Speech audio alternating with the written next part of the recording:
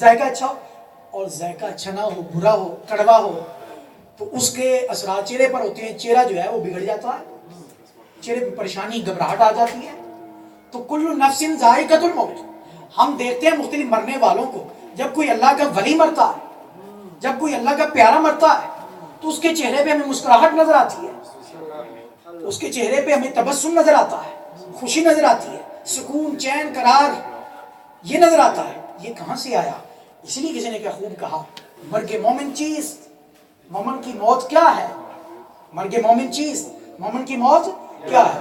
کہتے ہیں مرگ مومن چیز، مومن کی موت کیا ہے؟ اور علامہ اقبال نے بڑے واضح لفظوں میں کہا، آپ نے کہا نشان مرد مومن باتو گویم، نشان مرد مومن باتو گویم، میں تجھے بتاؤں مومن مرد کی نشانی کیا ہے؟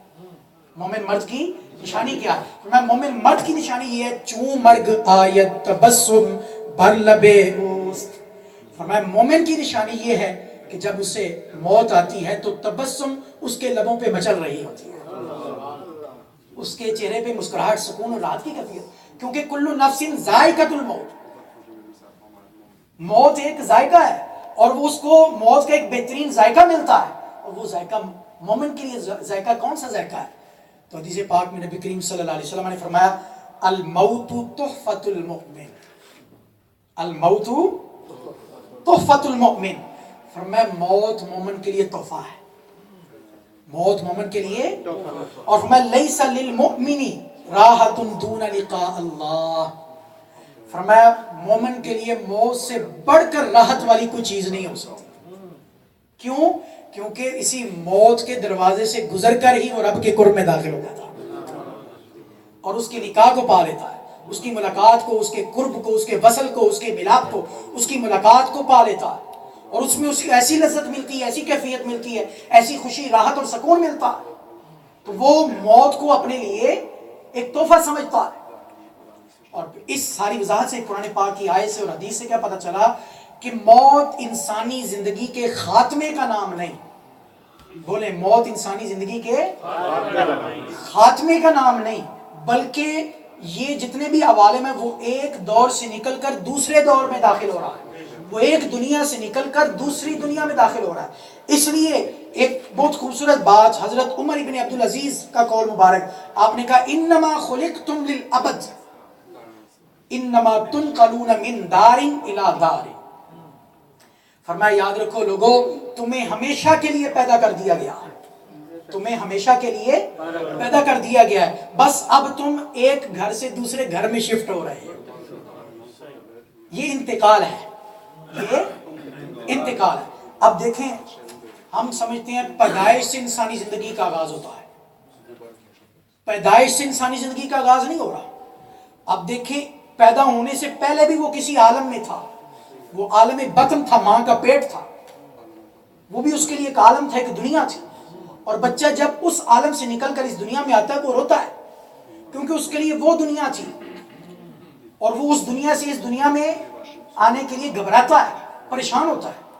تو اس دنیا میں بھی وہ زندہ تھا، ماں کے پیٹ میں بھی وہ زندہ تھا، اس عالم میں بھی وہ زندہ تھا۔ اس نے عالم چینج کیا، دوسرے عالم میں آیا، دوسری دنیا میں آیا، اس عالم دنیا میں آیا۔ تو گویا جو پیدائش ہے یہ انسانی زندگی کی ابتدا نہیں، انسانی زندگی کی ابتدا اس دنیا میں آنے سے پہلے ہی ماں کے پیٹ میں ہو چکی ہوتی ہے۔ انسانی زندگی کی ابتدا اس دنیا میں آنے سے پہلے ہی ماں کے پیٹ میں شروع ہو جاتی ہے، اور پھر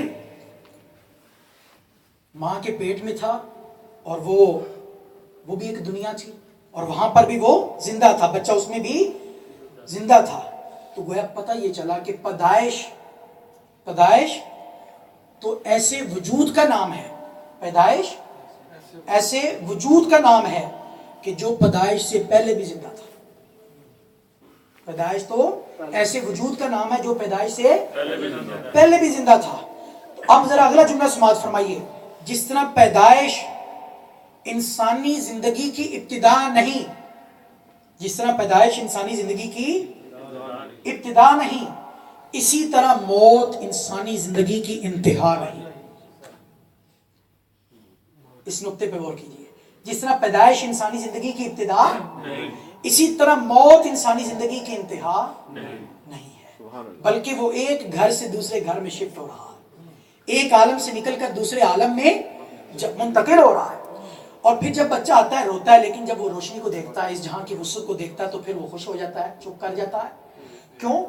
کیونکہ جب وہ اس جہاں کو دیکھ لیتا ہے، اس دنیا کو دیکھ لیتا ہے، تو پھر وہ اس جہاں کو بھول جاتا ہے، ماں کے پیٹ والے کا۔ وہ پھر ماں کے پیٹ والے جہاں کو وہ اپنے لیے قید سمجھتا ہے، چھوٹی سی قید۔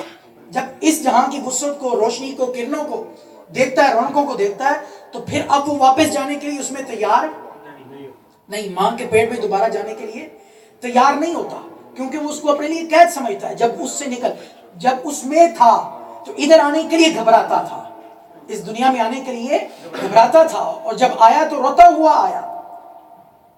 اب واپس جانے کے لیے تیار نہیں، جب اس دنیا کی وسعتوں کو دیکھ لیا، رونقوں کو دیکھ لیا۔ اسی طرح جب ایک مرد مومن اس جہاں سے نکل کر، موت کے دروازے سے گزر کر جب وہ اگلے جہاں میں جاتا ہے، تو اس کے لیے یہ ساری کائنات ماں کے پیٹ کی طرح ایک چھوٹی سی قید لگتی ہے۔ کیونکہ جب وہ اگلے جہاں میں جاتا ہے، جب اس کی وسعتوں کو دیکھتا ہے، جب رب کی تجلیات کو دیکھتا ہے، جب مختلف عوالم کو دیکھتا ہے، جب عرش، کرسی، لوح قلم اور یہ ساری وسعتوں کو، جنت کے باغات کو، ان ساری چیزوں کو دیکھتا ہے، تو اس ساری وسعتوں، کائنات کی ساری وسعتوں کے سامنے اسے یہ دنیا ماں کے پیٹ کی طرح چھوٹی سی قید لگتی ہے۔ یہ عالم بدلنا ہے، یہ عالم شفٹ ہو رہے ہیں، لیکن یہ نہیں ہے کہ موت پر انسان کی زندگی کا خاتمہ ہو گیا۔ اس لیے قرآن نے ذائقے کا لفظ یوز کیا، کل نفس ذائقۃ الموت۔ موت کو قرآن نے انسانی زندگی کے خاتمے کا نام نہیں دیا، بلکہ قرآن نے اس کے بعد والی زندگی کا بھی ذکر کیا۔ اور ایک مقام پر قرآن نے کہا، من عمل صالحا من ذکر او انثی وہو مؤمن فلنحیینہ حیاۃ طیبہ، کہ جو بندہ نیک عمل کرتا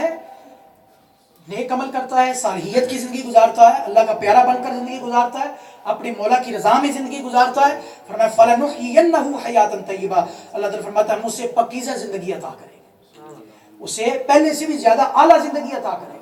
اور پھر یہاں ایک بات یہ بھی عرض کر دوں، یہ زندگی جو ہماری اس وقت موجود ہے، یہ کیا ہے؟ یہ دو چیزوں سے مرکب ہے، جسم اور روح۔ کس چیزوں سے؟ جسم اور روح۔ تو جسم جو ہے یہ ایک مکان کی حیثیت رکھتا ہے، جسم مکان ہے، جسم ایک گھر ہے، روح اس کی مکین ہے، اس میں رہنے والی ہے، روح اس میں رہنے والی ہے۔ روح گویا اس میں قید ہے، اس جسم کے پنجرے میں قید ہے، جو قید ہو کر اس کے اندر اتنی توانائی ہے کہ یہ ہم ارادہ کرتے ہیں تو ہاتھ حرکت کرتا ہے، ارادہ کرتے ہیں جس چیز کو دیکھنے کا ارادہ کرتے ہیں آنکھوں سے چیز کو دیکھتی ہے، جو ارادہ کرتے ہیں زبان بولنا شروع کر دیتی ہے، جو ارادہ کرتے ہیں کان سننا شروع کر دیتے ہیں۔ تو یہ روح کی وجہ سے سارا کچھ ہو رہا ہے۔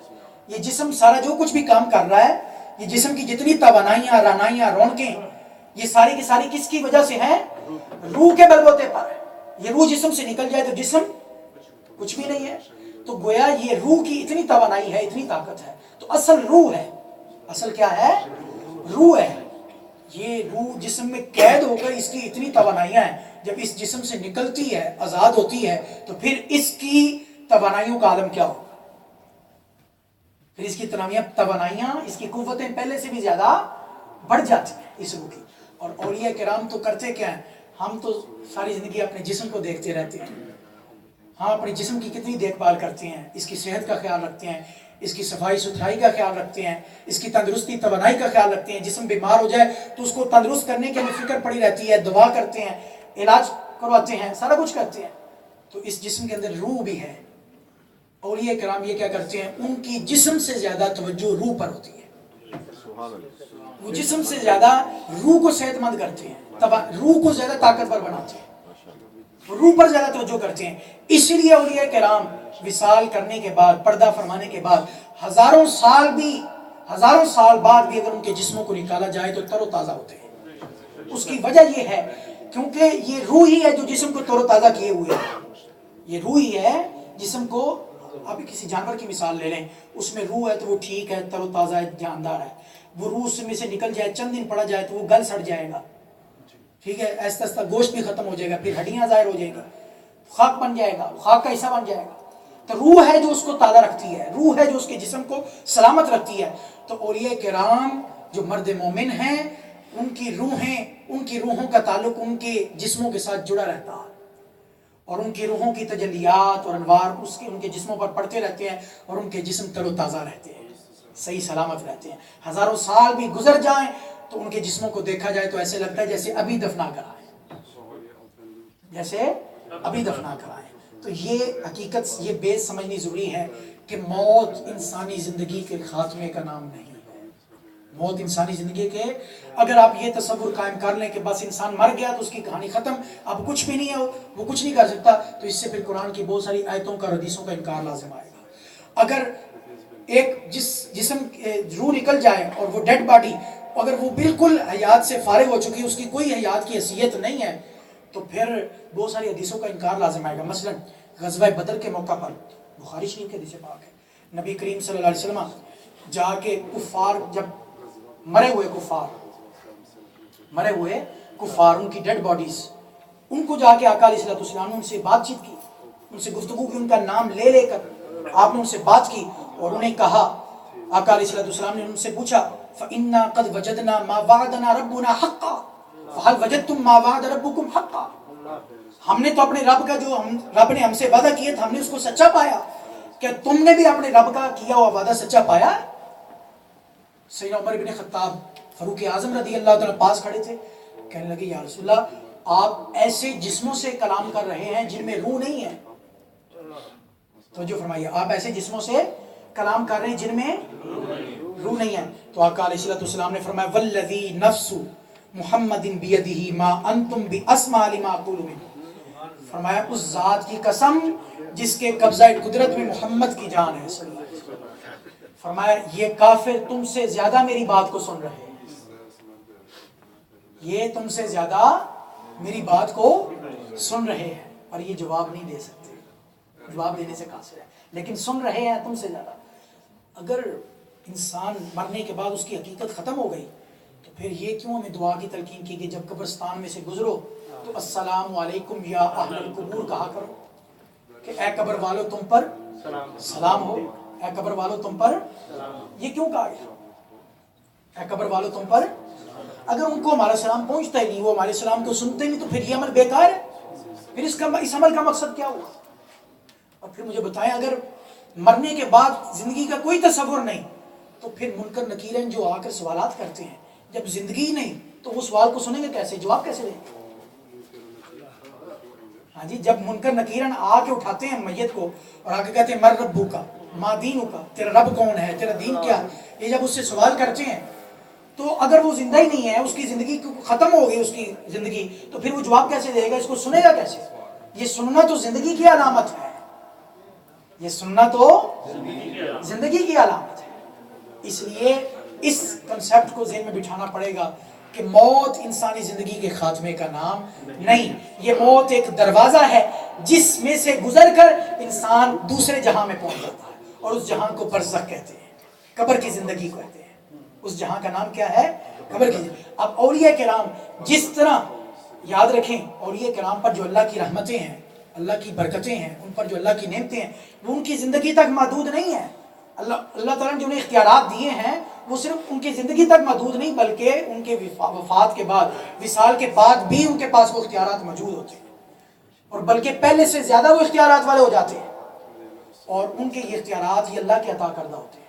اس لیے ہم کسی بھی صاحب مزار اللہ کے ولی کے پاس جب جاتے ہیں تو ہم ان کی روح کو مخاطب کر کے، ان کی روح کو وسیلہ بنا کر اللہ کی پاک بارگاہ میں دعا کرتے ہیں مولا یہ تیرا پیارا ہے، تیرا محبوب ہے. یعنی اس دعا کا ان لفظوں کا کنسیپٹ یہ ہوتا ہے کہ مولا حقیقی مددگار تو ہی ہے، حقیقی عطا کرنے والا تو ہے، لیکن یہ تیرا پیارا ہے، اس تیرے پیارے کے چاہنے والوں میں ہم بھی ہیں.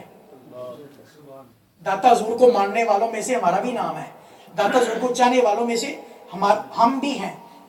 تو باری تعالیٰ اس پیارے کے صدقے ہم پہ کرم کر دے، ہمارا یہ مقصد پورا کر دے. اور اگر براہ راست آپ اس صاحب مزار کو مخاطب کر کے کہتے ہیں آپ کرم کر دیں، آپ مہربانی کر دیں، تو وہ بھی اسی سینس میں ہے، وہ بھی اسی سینس میں، اسی معنی میں، اسی نظریے میں، اسی پوائنٹ آف ویو میں ہے کہ حقیقی مددگار اللہ ہے. یہ تو اللہ کی پاک بارگاہ میں ایک وسیلے کی حیثیت رکھتے ہیں، اللہ تعالیٰ ان کے صدقے ہم پر کرم کرے گا. تو گویا انہیں جب ہم کہتے ہیں آپ کرم کر دیں، آپ مہربانی کر دیں، تو وہ ان کا کرم بھی در حقیقت رب کا کرم ہوتا ہے، ان کی مدد بھی در حقیقت رب کی مدد ہوتی ہے۔